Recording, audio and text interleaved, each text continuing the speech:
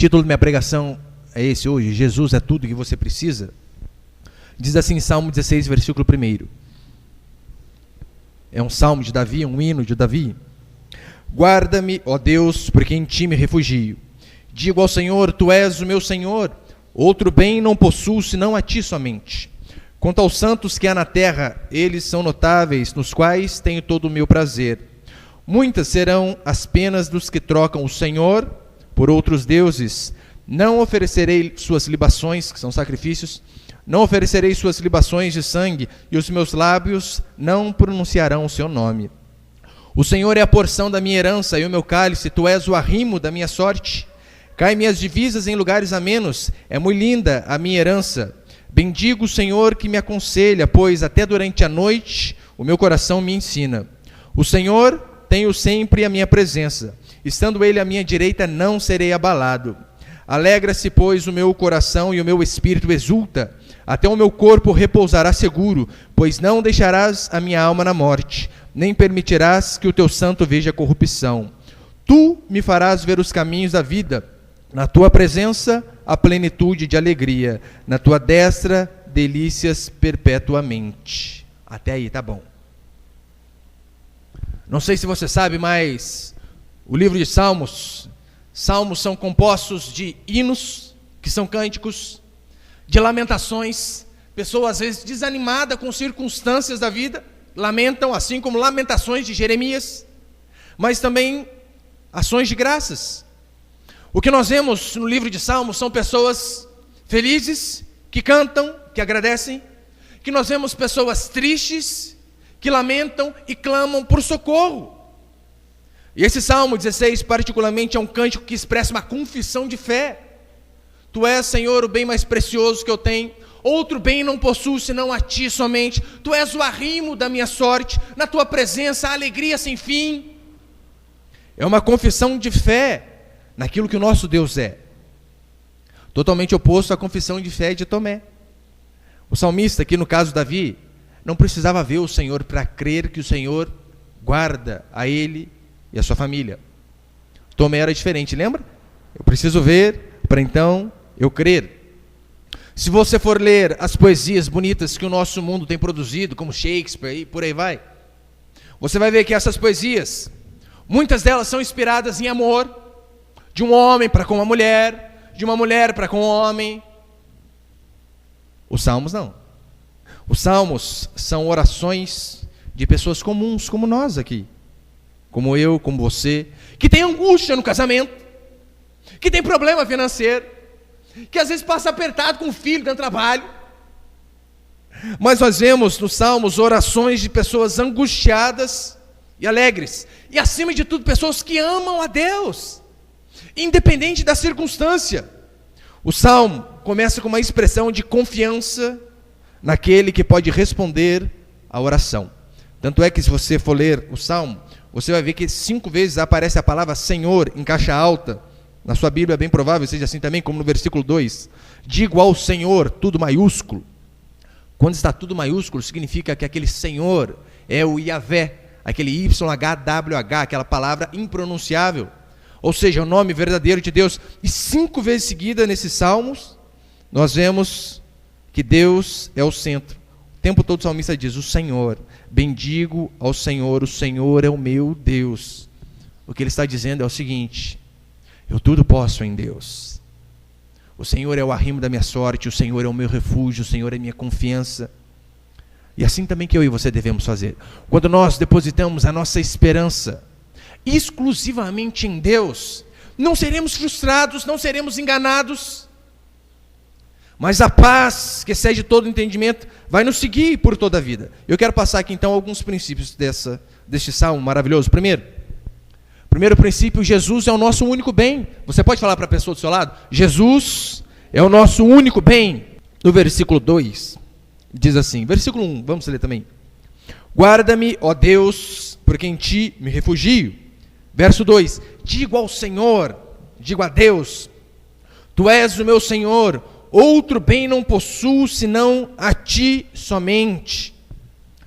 Quando Davi diz, olha, outro bem não possuo, senão somente a ti, primeiro que ele estava sendo literal. Ele sabia que todas as coisas que ele tinha conquistado eram de Deus.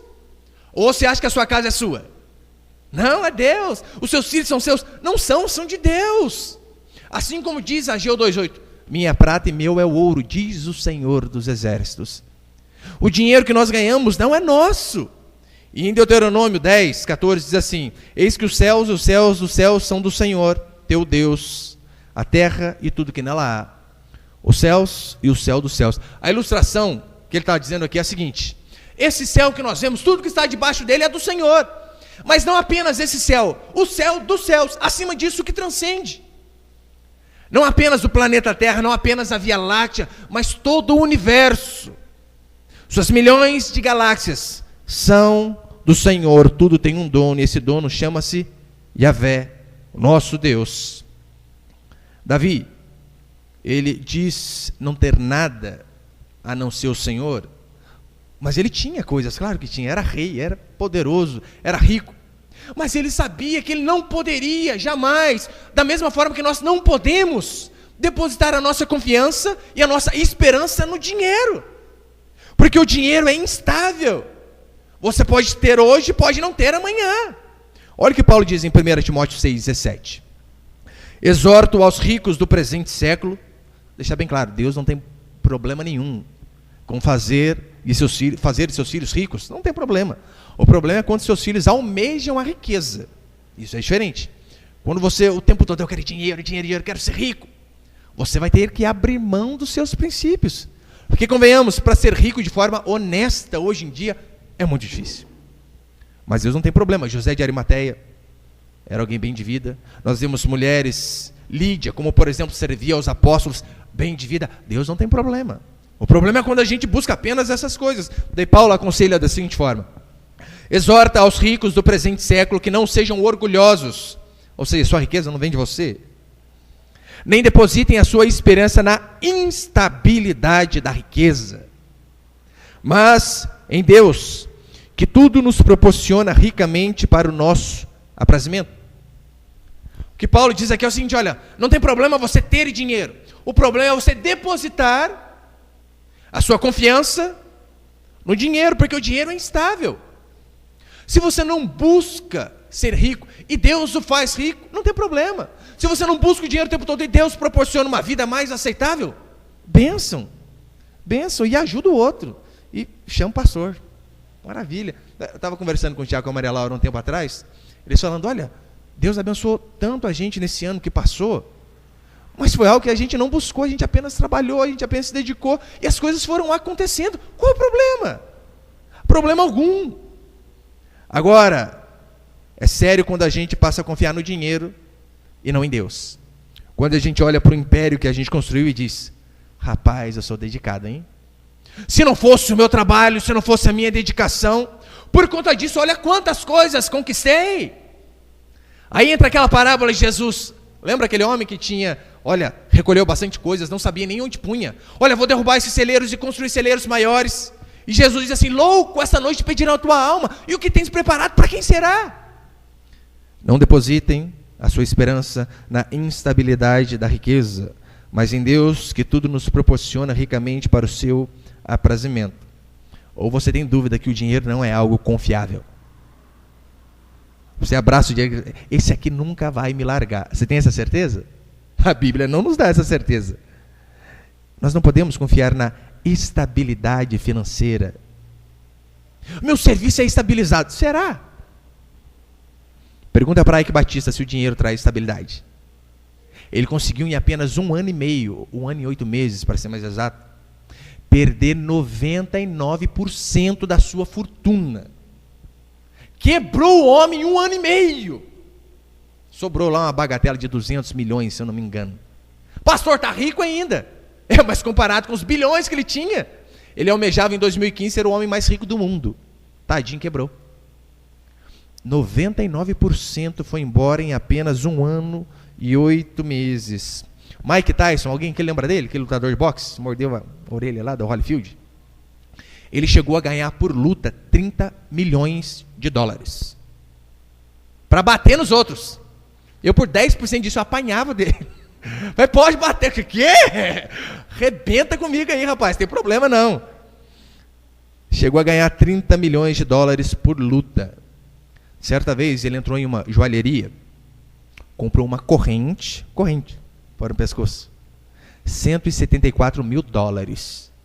Ele não comprou uma casa de 174 mil.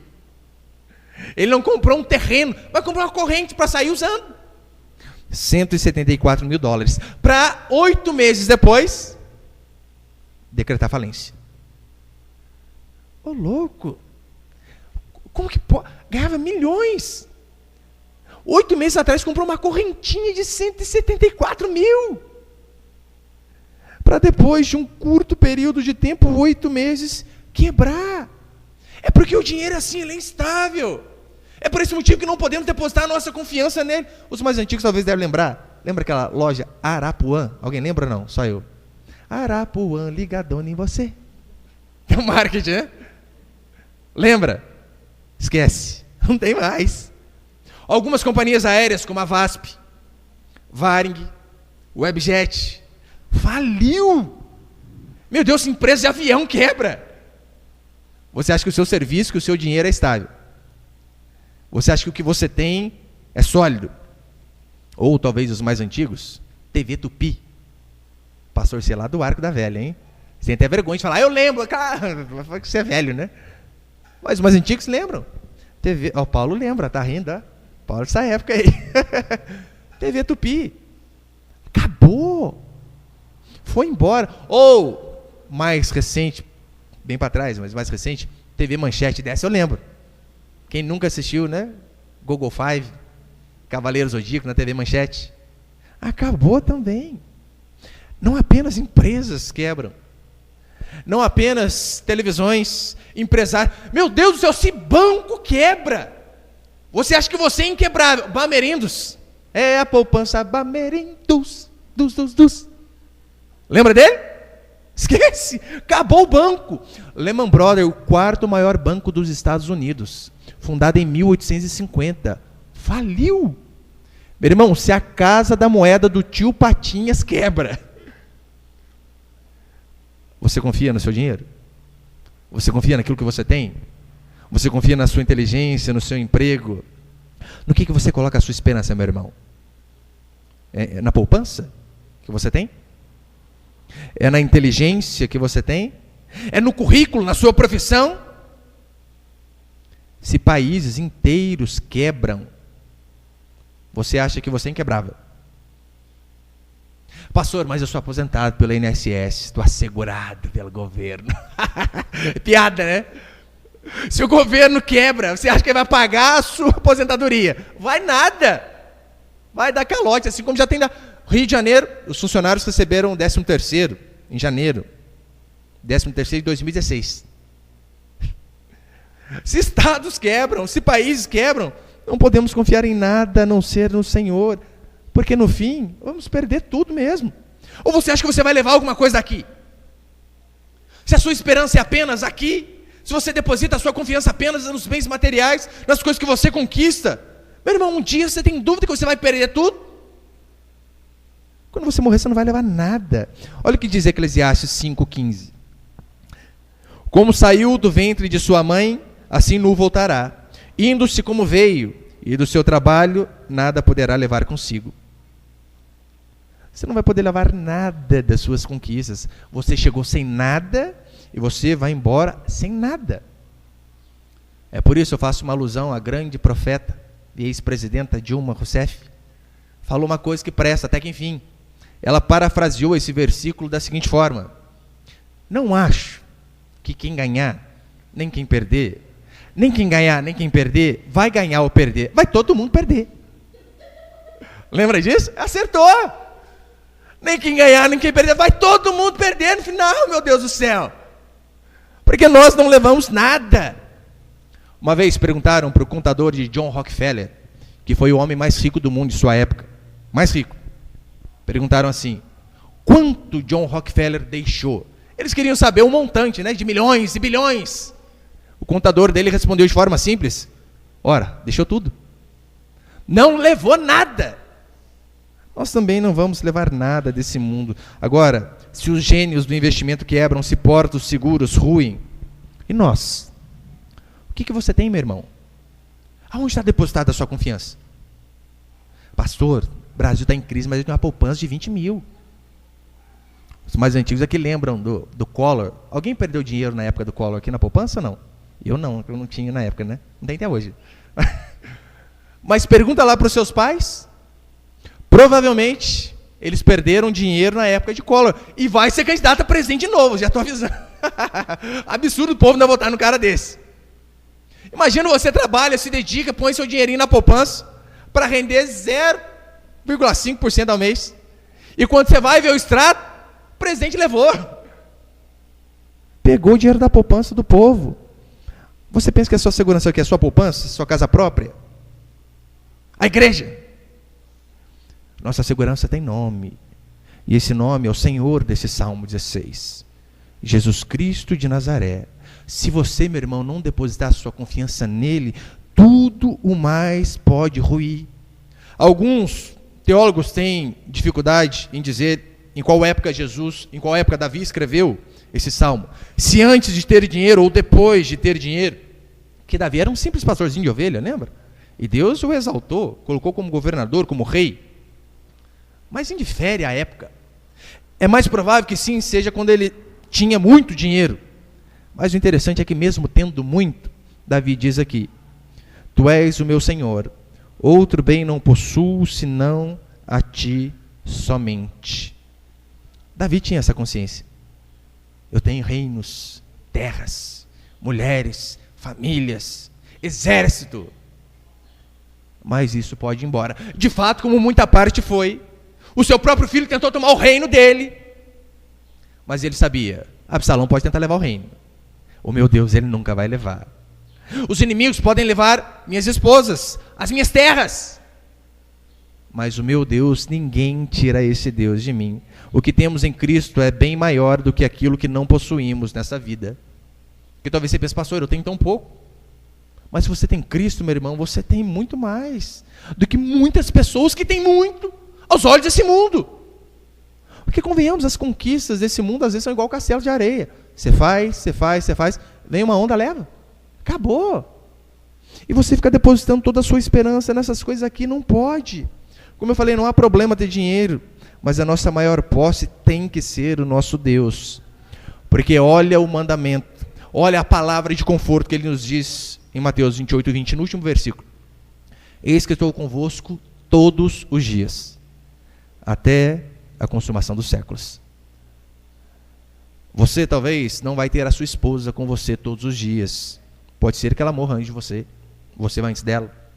Os filhos, você pode ser que não tenha ele todos os dias da sua vida. Vai casar, vai criar, vai voar.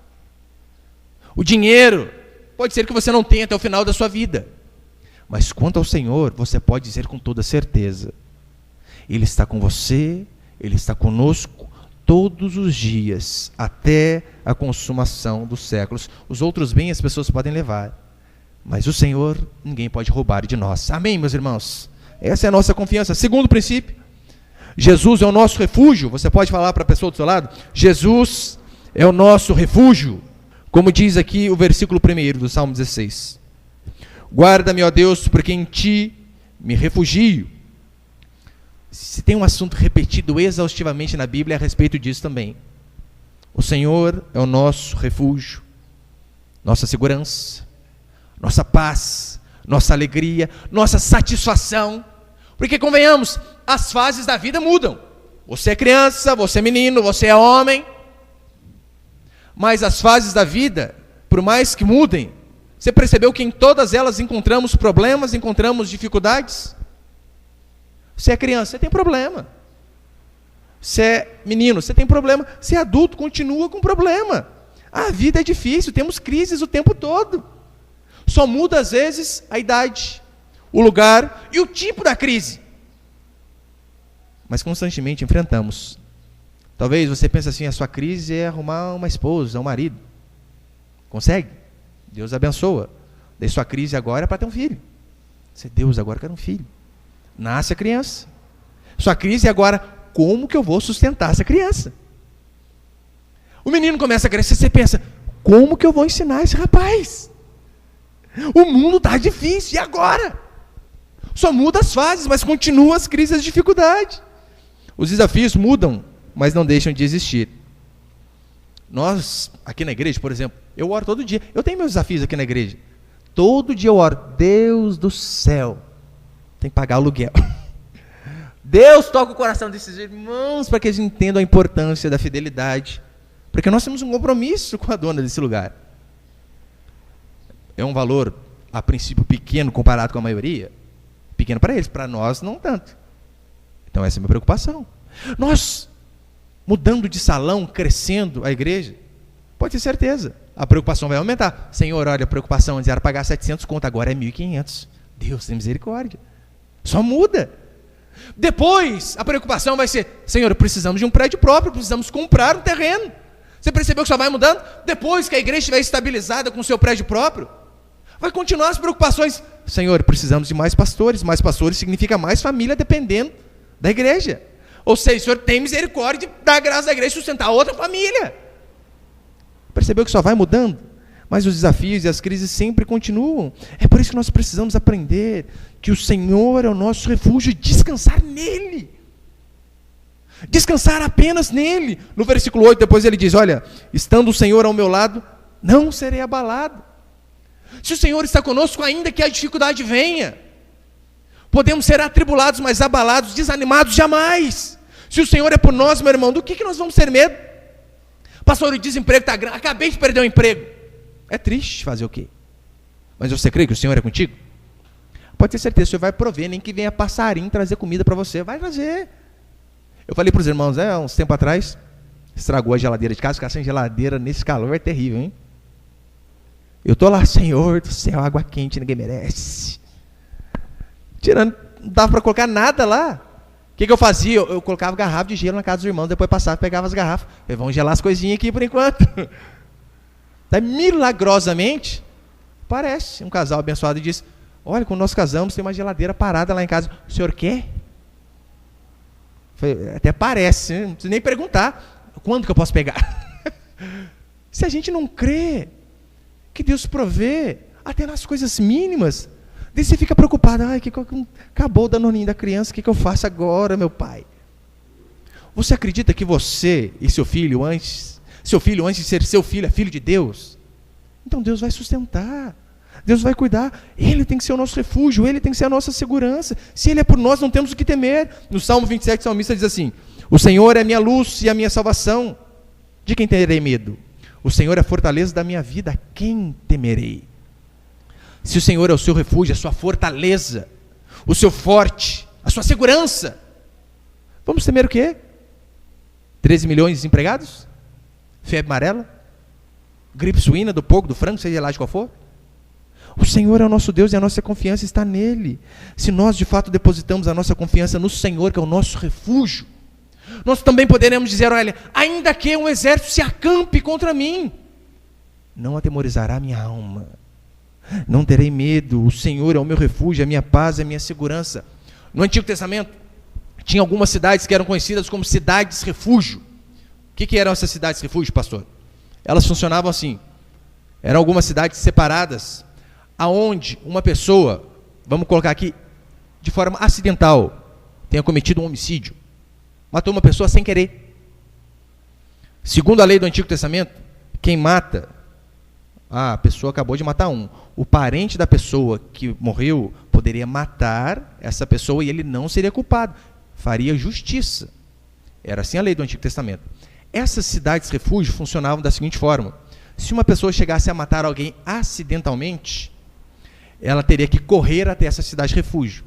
E quando ela chegasse lá, ninguém poderia colocar a mão nessa pessoa. Era uma espécie de habeas corpus até o julgamento ser concretizado de forma correta.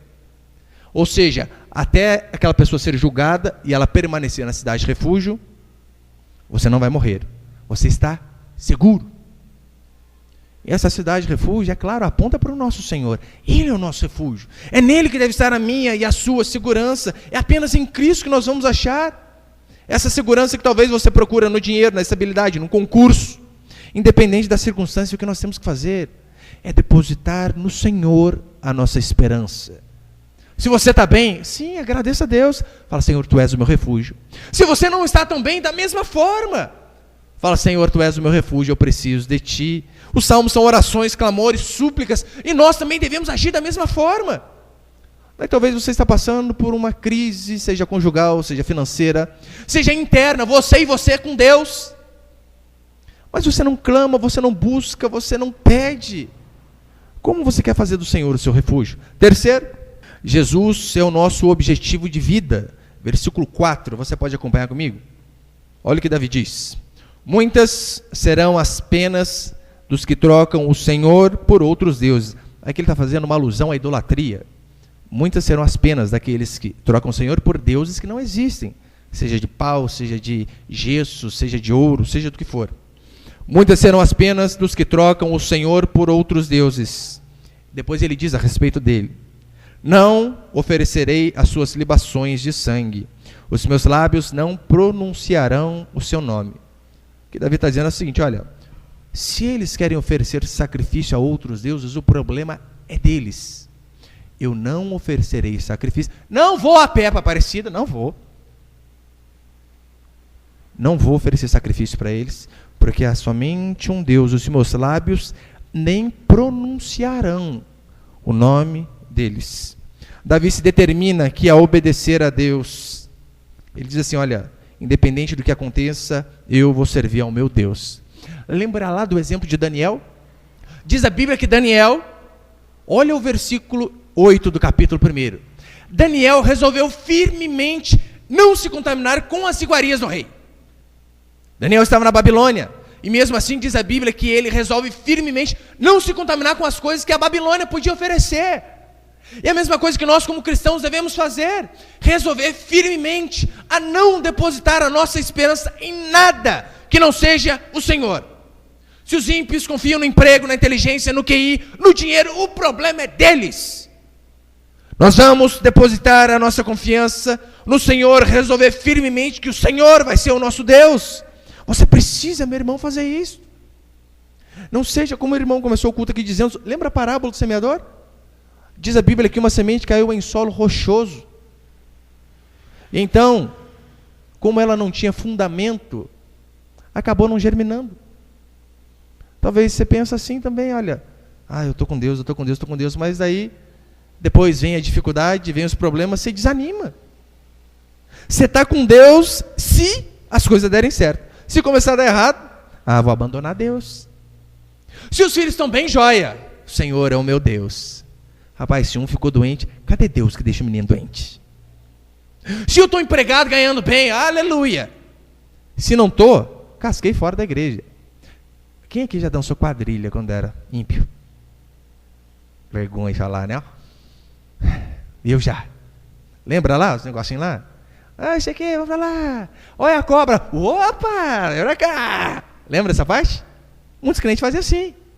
Tá tudo, aleluia, maravilha, glória a Deus. Olha o desemprego. Opa, desviei, não vou mais para a igreja. A vida com Deus é muito bom, aleluia, glória a Deus. Opa, cervejinha, baladinha, final de semana. Opa, desviadinha de novo. Deus é o meu Senhor, carnaval. Opa, depois eu volto.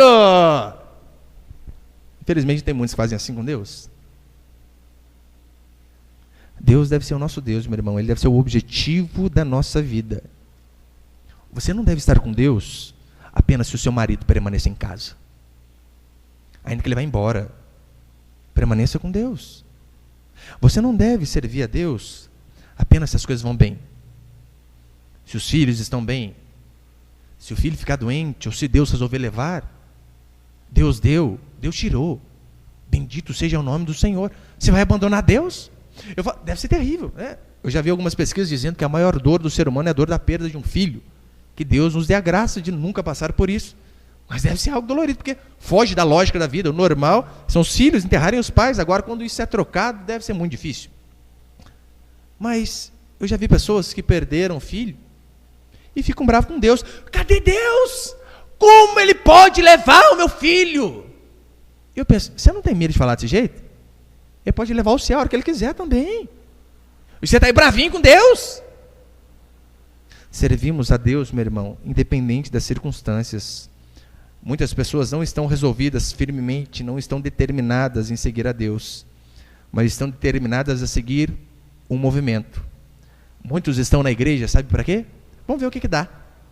Se está dando tudo certo, beleza. Se não der, a gente vai embora.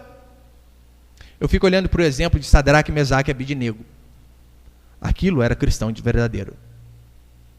Aqueles homens, aqueles jovens, eram pessoas que amavam a Deus de verdade, independente da circunstância. Daniel capítulo 3, olha o que diz a Escritura.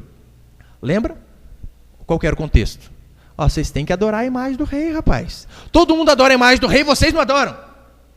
Senão, a gente vai jogar vocês na fornalha de fogo. E o negócio era tão quente, meu irmão, tão quente, que diz a Bíblia que o soldado que foi abrir a tampa da fornalha morreu queimado.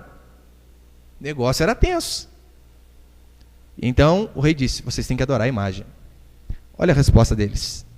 Daniel 3, 17, 18. Se o nosso Deus, a quem servimos, quer livrar-nos, Ele nos livrará da fornalha de fogo ardente das tuas mãos, ó rei. Se Deus quer, Ele vai livrar. Se não, fica sabendo, ó rei, que não serviremos aos teus deuses, nem adoraremos a imagem de ouro que levantaste. Você consegue ver cristãos assim hoje? Se Deus quiser nos livrar da febre amarela, aleluia. Se não, fique sabendo, mosquitinho, não deixaremos de servir o Senhor nosso Deus. Isso é um cristão verdadeiro. Aquele que diz, se Deus fizer, bem. Se não fizer, amém. Vamos continuar servindo a Deus da mesma forma. Agora, qualquer dificuldade, a pessoa larga a mão. É uma tempestadezinha que vem, não busca Deus nunca mais. Eu não vou mais para a igreja, não quer saber de Deus. Isso é absurdo. A Bíblia diz que, certa vez, um profeta pegou os cintos de Paulo e fez uma profecia para ele, dizendo, olha, o dono desse cinto aqui vai se acabar. Pegou o cinto de Paulo, amarrou, e nisso Paulo entra. As irmãs, os irmãos já choraram. Ai, meu Deus, Paulo vai morrer. Paulo não vai para Jerusalém, não. Olha o que Paulo diz em Atos 21, 13. Então ele respondeu, que fazeis chorando e quebrantando o meu coração? Pois estou pronto não só para ser preso, mas até para morrer em Jerusalém, pelo nome do Senhor Jesus. Paulo diz assim, olha, eu vou pregar a palavra, não só quando as pessoas gostarem, não só para as pessoas que gostem, mas para os que não gostam. E se por conta disso tiver que morrer, que morra. Tinha um missionário chamado David Livingstone, e ele então, ele ia pregar a mensagem de Deus onde não havia caminho, no meio dos índios, arriscado pegar doença, arriscado morrer. E uma vez, alguns irmãos da igreja dele ligaram para ele e disseram assim, missionário, nós queríamos mandar mais missionários para ajudar o senhor aí no trabalho, mas precisamos saber, né, tem estradas que cheguem até aí onde o senhor está? Olha a resposta dele, não me mandem pessoas apenas se houver estrada, esse tipo de pessoa eu não quero trabalhando comigo. Eu quero que vocês mandem pessoas que venham independente de existir ou não estradas e caminhos. Quantos cristãos são dessa forma hoje? Quando Josué, eu sei que hoje muitos batem no peito e dizem, né? Eu e minha casa serviremos a Deus. E que Deus nos dê a graça mesmo. Lembra o contexto em que Josué disse isso? O povo estava indo servir a outros deuses. O povo estava se entregando para o mundo, confiando nos deuses do mundo. E Mamon, que é dinheiro, é um deus mundano. Josué então diz, quanto a eles, o problema é deles, eu e minha casa serviremos a Deus. Só que você precisa, meu irmão, resolver firmemente que Jesus seja o seu objetivo. Ele tem que ser o centro da sua vida. Agora, se você vem para a igreja apenas para fazer barganha com Deus, vai esperar o quê? Imagina o seguinte, tem uma irmã, ou melhor, tem uma moça que vem à igreja, nova, bonita, e tem um senhorzinho, feio, bafo, meio pobre, e essa irmã nunca olhou para ele. Daí de repente, esse senhorzinho 60 e poucos anos, de repente aquele rapaz descobre que tinha uma herança de uns parentes dele, e fica milionário. No culto seguinte, miraculosamente, aquela irmãzinha nova, aquela mocinha nova, eu não tinha reparado que ele é tão bonito. O que você diria de uma moça assim? Interesseira, salafrária, sem vergonha. Não é? Está apenas interessado no dinheiro dele, no que ele tem para dar agora. Mas você percebeu que muitos fazem com Deus a mesma coisa?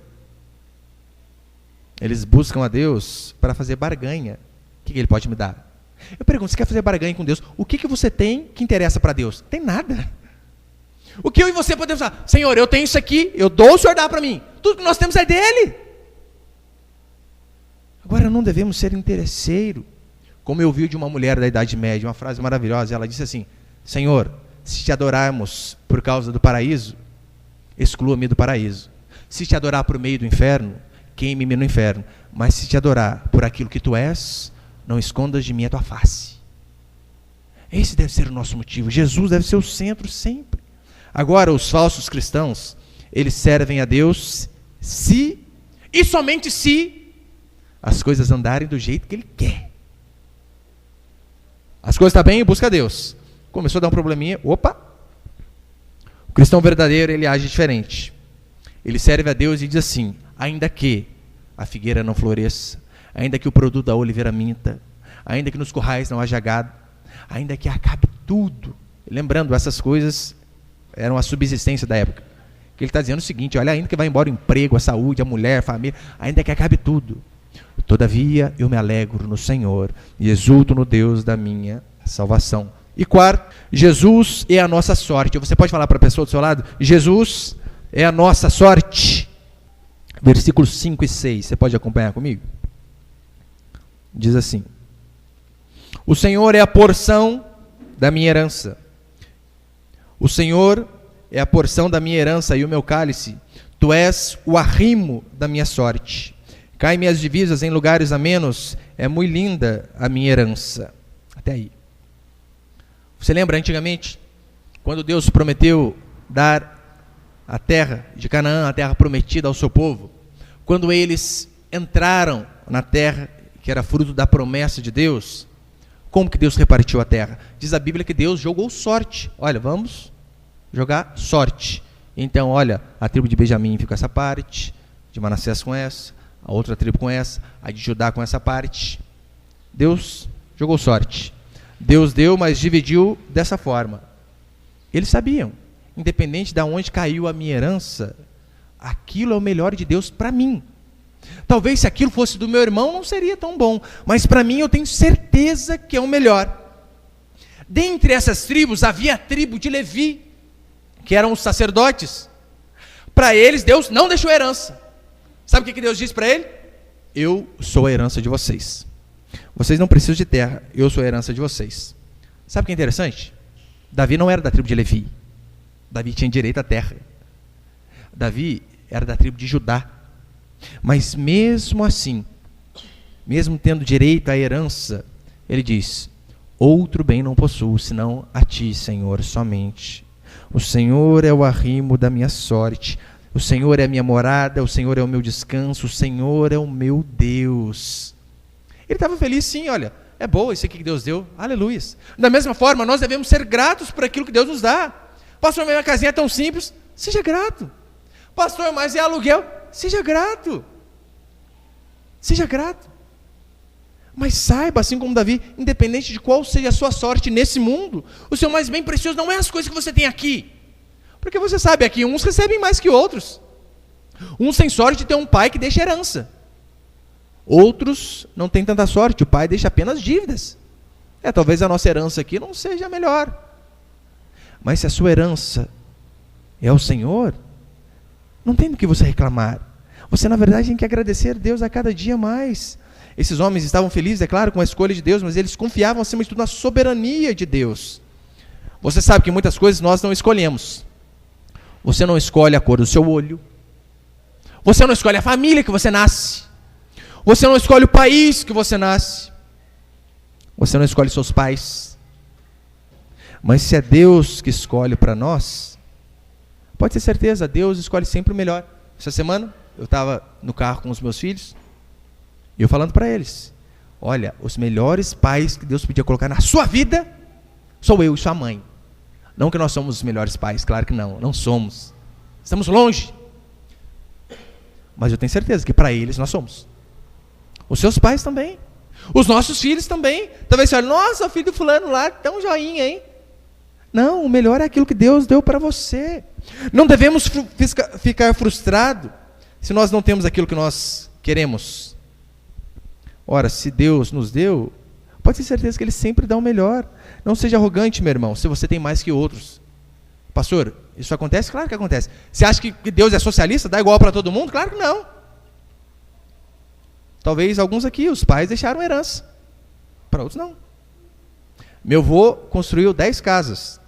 Dos 10 filhos que estavam vivos, ele deixou 4 casas apenas para um, que tinha um problema de saúde. É injusto. Os outros 9 vai ter que se virar com as que sobraram. O pai do meu pai não deixou um centavo. 10 filhos também. Pai da minha mãe, 10 filhos, 10 casas. Pai do meu pai, 10 filhos e nem um centavo. E daí?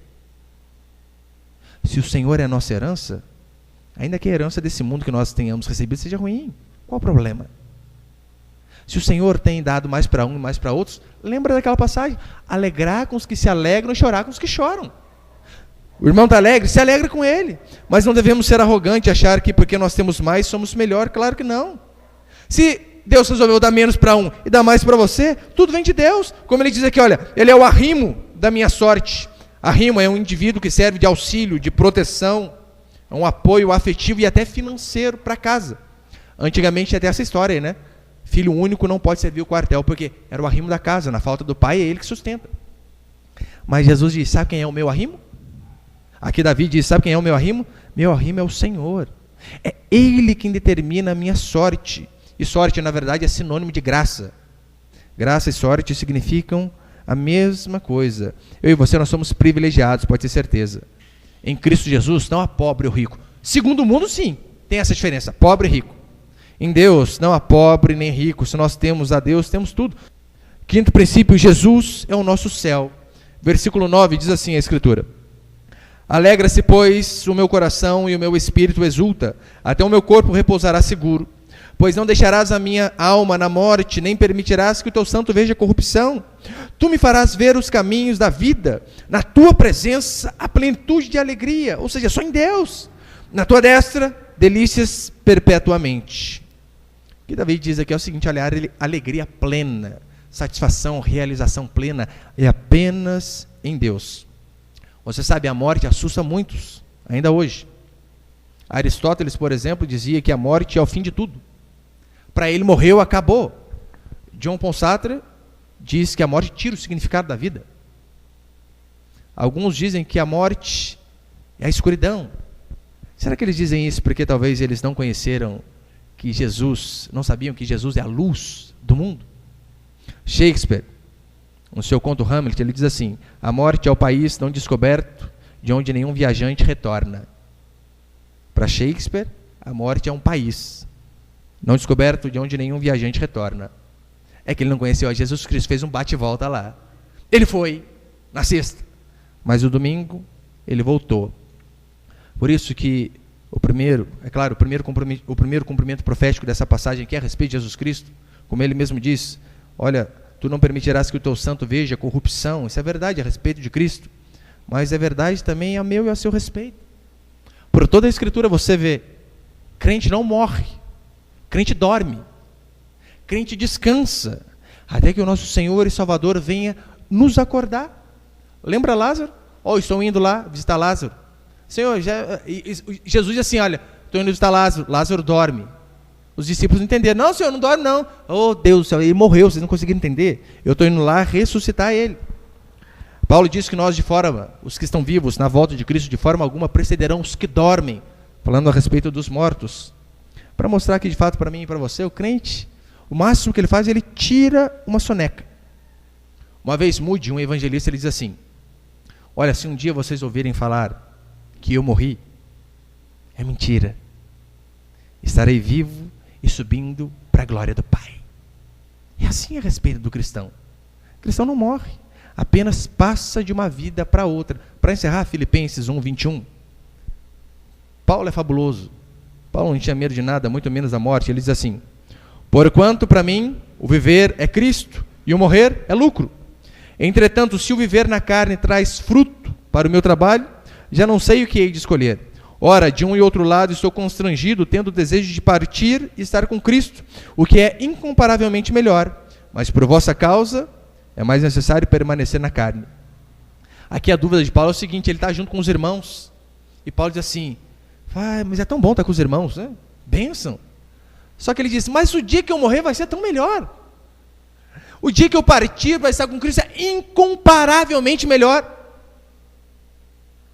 Paulo encarava a morte dessa forma, como lucro. Se nós vivemos Cristo, a morte é lucro. Agora, se nós não precisamos temer nem a morte, vamos temer o quê? Doença? Desemprego? Confia em Deus, meu irmão, porque Ele, de fato, é tudo que eu e você precisamos. Amém? Você pode ficar de pé no seu lugar aí por um instante, então, por favor?